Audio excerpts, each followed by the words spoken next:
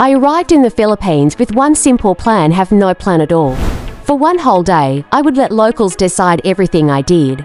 No maps, no travel guides, no Google searches. Just the people I met. The adventure began the moment I stepped out of my hotel in Manila.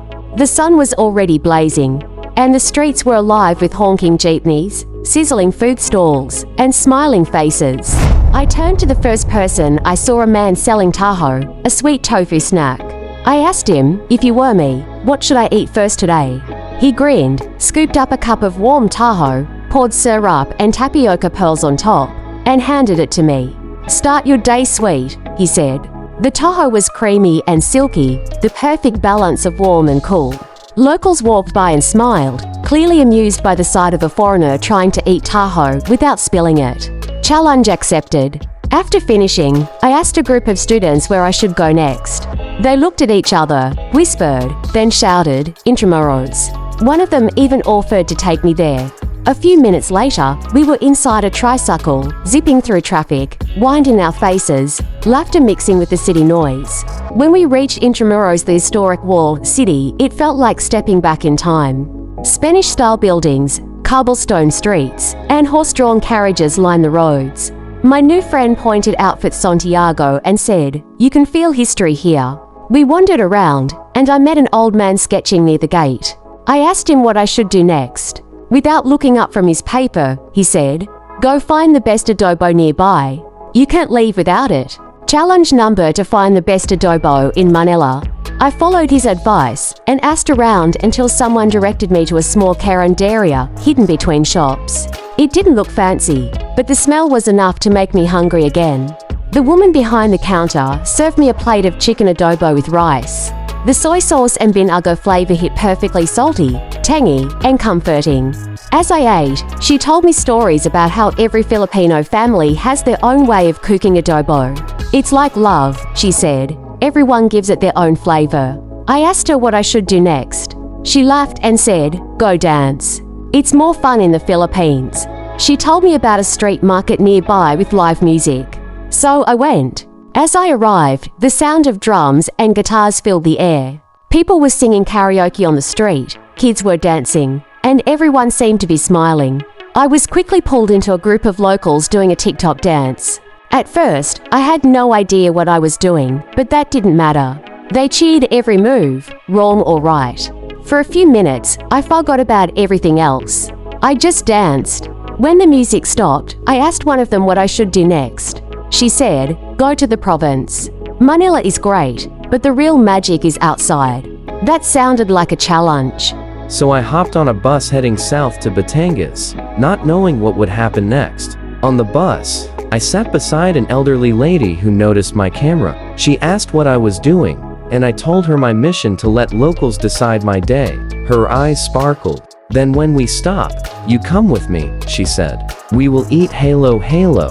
A few hours later, we arrived in her town. She led me to a small roadside stand where a woman mixed shaved ice, milk, jelly, beans, fruit, and a scoop of ice cream on top. "Halo halo," she said proudly, means mix mix. Just like the Philippines, many things together, but still sweet. It was colorful, cold, and refreshing. I asked her what I should do next. She smiled mischievously and said, "Swim." Before I knew it, I was at a nearby beach. The sand was soft, and the water clear blue. Local kids were playing with makeshift surfboards made of old wood.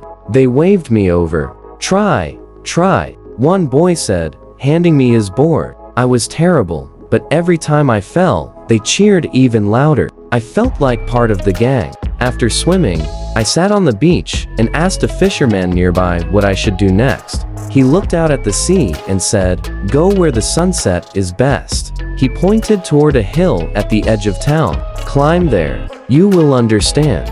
So I did.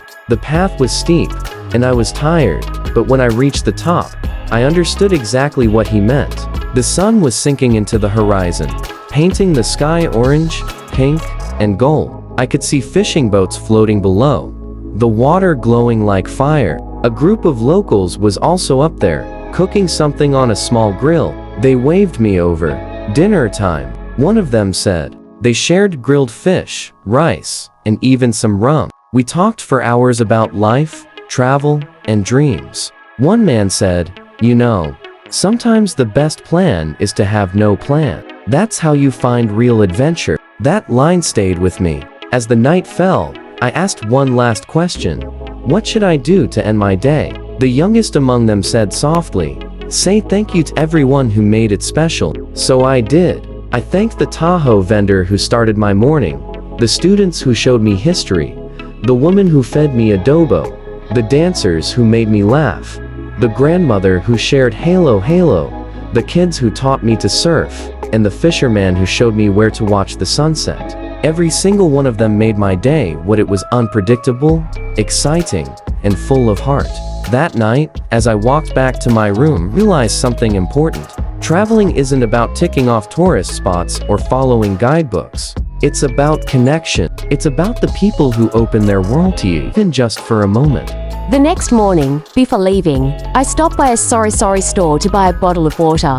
The woman at the counter smiled and said, "Going somewhere?" I smiled back and said, "Not sure yet. Maybe I'll ask someone." She laughed. "Good. That's the Filipino way, just go where life takes you." And maybe that's the lesson.